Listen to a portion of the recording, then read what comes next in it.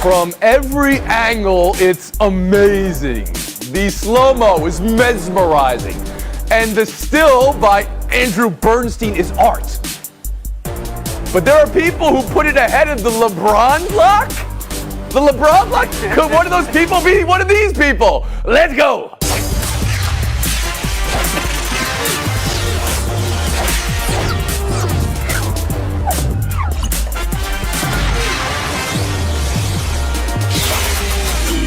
There's the Booker foul out no call. And then there's the Giannis block saving the NBA's bacon by making it not matter in the end. Bucks 109, Suns 103, and while all attention's on those previous 2 points. Also, how Chris Paul is human. The point, human. The Bucks evening the series 2-2. Number one takeaway from Game 4 around the horn to Ramona Shelburne.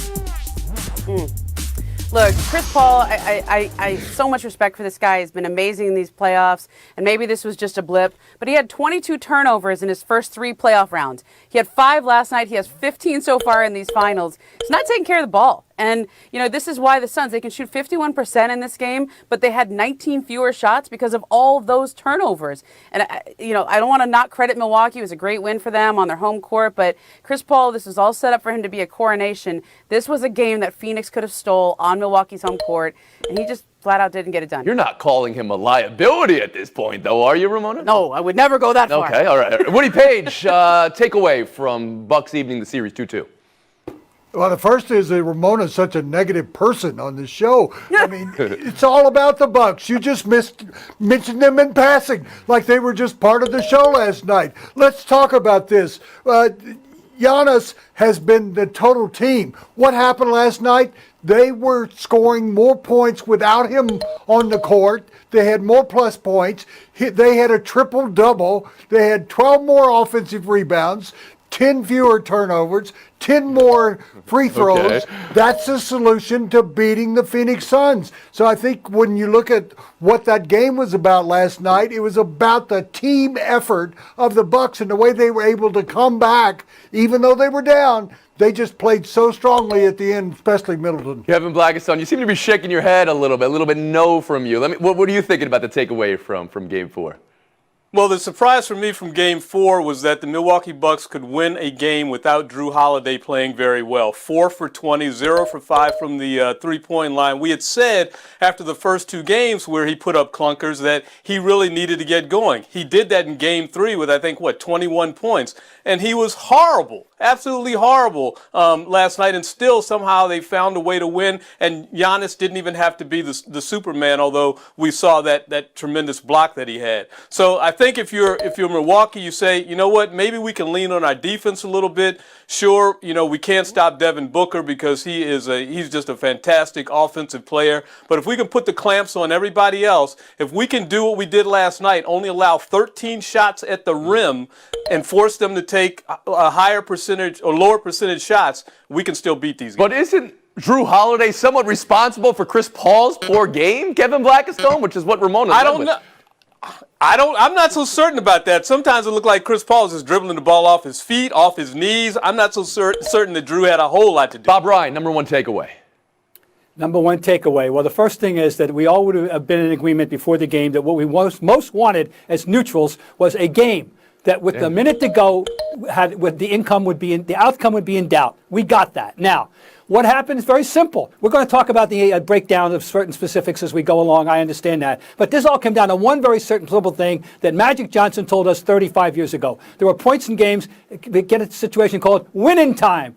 When winning time came, it was very simple. The Bucks made the winning plays, and the Suns didn't. That's it. And you're talking about the Giannis block specifically, I would assume here, Bob. Wait a minute. And the negative play of the turnover, and then a basket by Middleton. They made the plays, and the Suns didn't. It's no more complicated than that. Ramona Shelburne back in. I'm so glad you said the word Middleton. I think all of us have gone this entire segment without saying Chris Middleton, who had 40 points, 15 of them in the fourth quarter. I mean, look, there's a lot of reasons why the Bucks won. Okay, they went 15-0 in fast break points, 15-0 against the Phoenix Suns, who usually live in fast break points.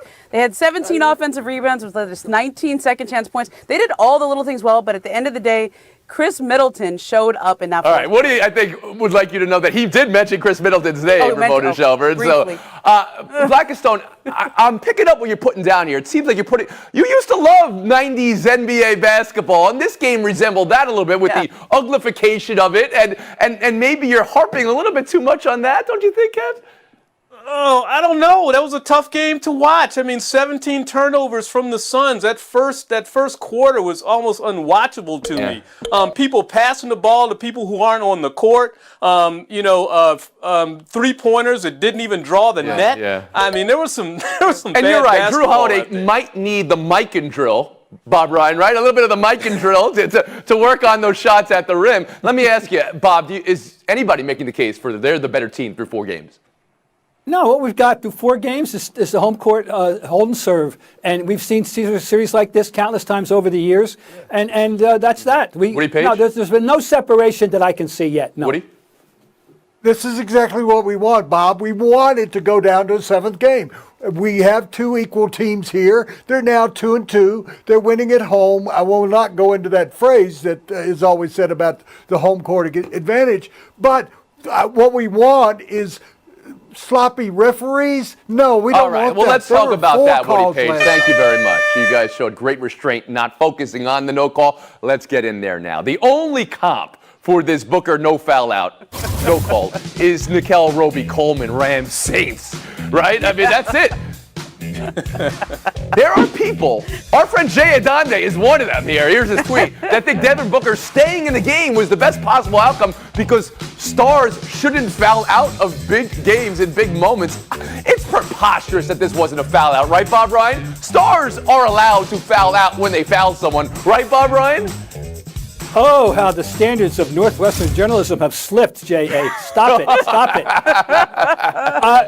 No, look, everything's a matter of degrees in my mind, okay? It was a ticky-tack situation? No, absolutely not. You don't foul him out. That was not ticky-tack. That was assault and battery.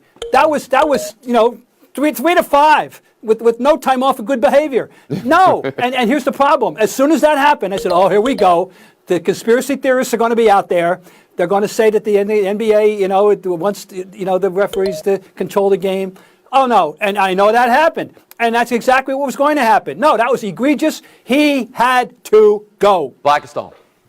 You know what was horrible for the NBA last night is shortly after that play, what started trending on Twitter? Rigged. The NBA is rigged. Yeah. If you are the commissioner, you do not want that happening. That not only was that a foul, but it was a purposeful foul because he didn't want to give up a layup, still trying to win the game. And not only did he foul there, but then he came back playing with 6 fouls and fouled again and didn't get whistled for it. So a lot of integrity problems going down the stretch for the NBA there. And also, do you remember the foul that Jay Crowder got on when he just pretended like he had gotten knocked over and goes sprawling down the court? Which one? That wasn't even a foul. I think that's right, exactly. Crowder does that a lot. So a lot of integrity problems for the NBA. Integrity problems is how Kevin Blackistone calls it. Woody, I mean, what did you see last night with that?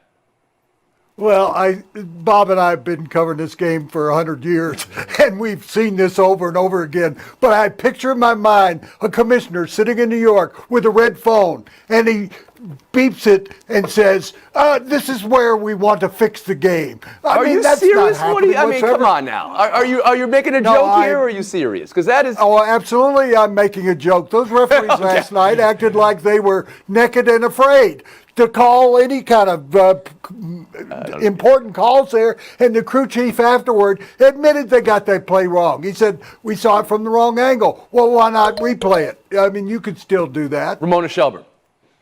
Look, the referee there was James Capers, and Dave McMenamin, our reporter there, was the pool reporter, and he has a quote from him saying, look, I thought I saw a clean sweep. I just totally missed his hand on his back. I was at the wrong angle. And Capers actually is one of the better refs in the league. I like that he took responsibility for it. I'm sure he must have been mortified when he saw the replay. I mean, I'm sure he just really... Now, That wasn't the only foul, though. A little bit later, there was another foul. It was like 7 fouls on Devin Booker. And I think you have to look at Book, where he was having a transcendent game. He's got 40 points. He gets that 5th foul early in the fourth quarter, and that's when Milwaukee made its run. So some of this is on Book here, not just on the refs. Giannis saved the NBA's bacon by blocking the shot and Milwaukee winning the game. Let's talk about it now. Let's see if any of you, those people that talked up LeBron block over Giannis block or Giannis block over LeBron block. Game 4 versus Game 7 is what immediately jumps out. But one thing to consider, Bob Ryan, is Giannis is guarding the alley and the oop at the same time. And LeBron was just chasing down. So what's the best block?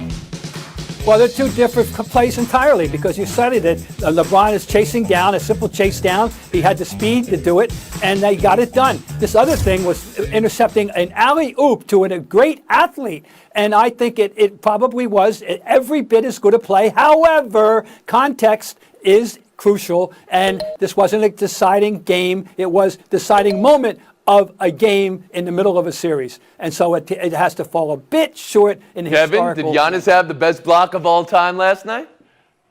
Yeah, I can't say it's the best block of all time. I like the historical context that Bob Ryan just provided you there, Game 7. But we could say this, if LeBron's block was a changing moment in that Game 7 and won the series for him, we can see that this could be a changing moment in this series and turn it around for Milwaukee Bucks. One nitpicking thing, though, on this with Giannis, you know what? LeBron makes the play, and he turns around to go the other way. Giannis makes the play, and he takes time to go over to the fans and flex. Come on, man. This is a big game. Get back down the court. You had a problem with that? All right. Okay. You're a tough grader, Professor. Woody Page, was this the greatest block of all time? No, LeBlock was by LeBron. And because it was in the 7th game and because it did lead directly to an accomplishment on the other end of the court, and as KB so fluently said there, LeBron didn't spend time talking about it and showing his skill about he had done it. So the context, as Bob said, is important. Let's look back at the end of the series, and we can actually address it again at that point. Look, if the Bucks win, this play will be the highlight. This is what you'll see in all the montages. And I will say this, there's room for this block to be better, because LeBron, if you watch it again, does Iguodala double clutch? J.R. Smith kind of makes him double clutch. He's got a little extra time to catch up. Bob Ron, you wanted the last word. I'll give it to you right now. Yes, there's a resident of Seattle, Washington, who feels this is an utterly irrelevant discussion, because the greatest block of all time was Bill Russell's in Game 7, 1957, on Jack Coleman, when he ran him down from the next county to save the game in the final minute of play of what was going to be a double overtime victory in their first championship. Tell us how you really That's feel. That's the greatest play ever. I love it. We'll be back and buy or sell next. And have a check still. Leagues have employed analysts, mentalists, astrophysicists to make their all-star games better through the years. Nobody has nailed it like the WNBA. How good was last night?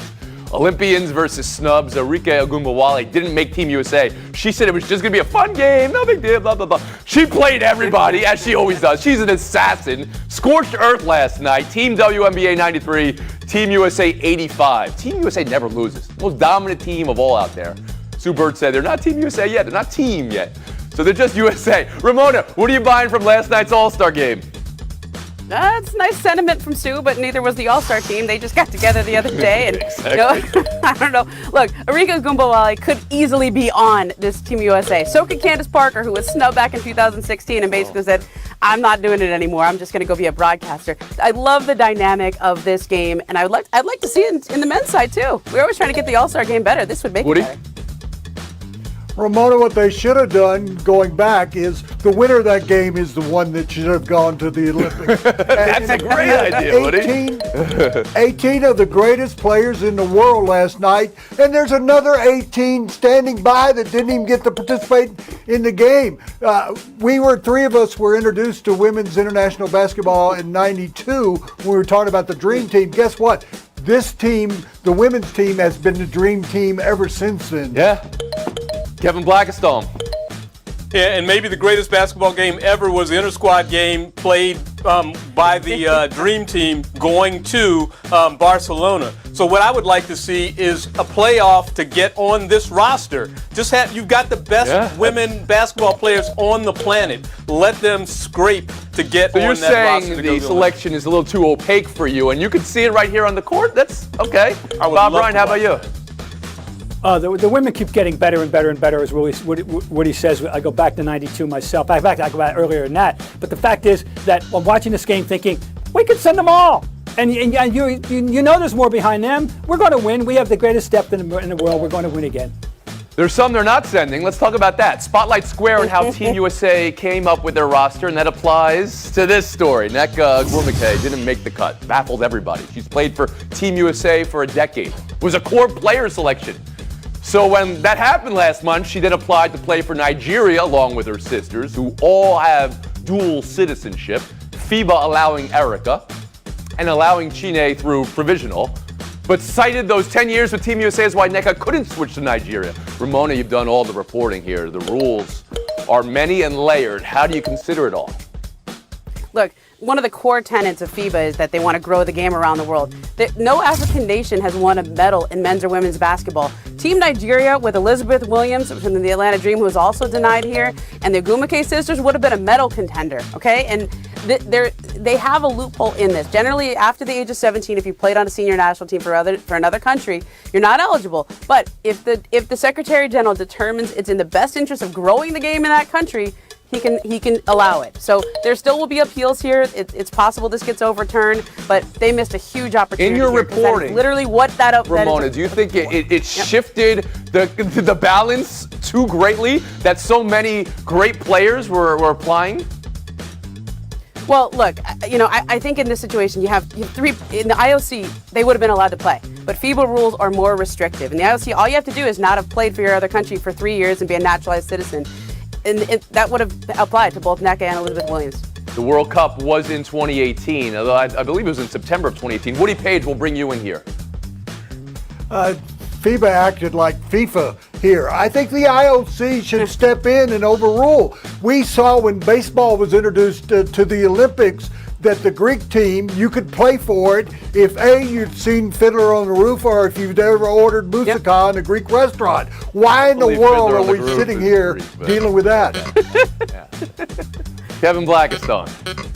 Our sports over here right now being blessed by an incredible number of really outstanding athletes with Nigerian heritage. It is time for them to take this ruling out of FIBA's hands, out of the IOC's hands, and remember the words of one of my favorite poets, Hakeem Adubudi, who wrote in the 1970s to have an African mind in a European setting. That means think about Nigeria first. Go play for them now. They need your help more than this country does.